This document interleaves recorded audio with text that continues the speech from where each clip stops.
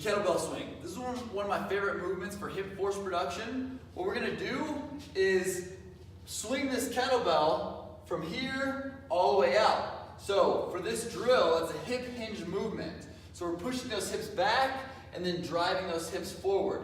So think about lateral movement of the hips, not vertical movement of the knees. So it's hips back, hips forward. We're really loading that posterior chain. With the weight, the arms are just a pendulum of our hips. So the hips are producing force and the arms are just swinging based off of the force that the hips created. So keeping those shoulders back, I like to start with a hike. So shoulders back, hike, the football into us, and then extending those arms forward and driving those hips to lift that weight.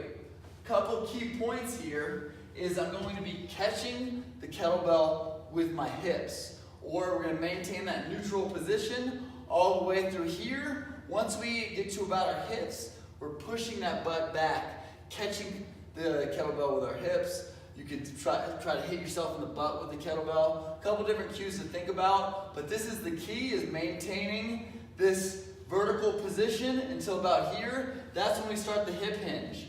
A lot of people want to drop the weight down and causes a lot of thoracic rounding here. So keeping that nice and tight, this hip hinge position is what we're using. Very, very important. This is a complicated movement. Shoulders down and back. Activating the lats. We can think about bending that kettlebell in half. So applying this pressure to get a little bit of lat activation to lock in that thoracic spine.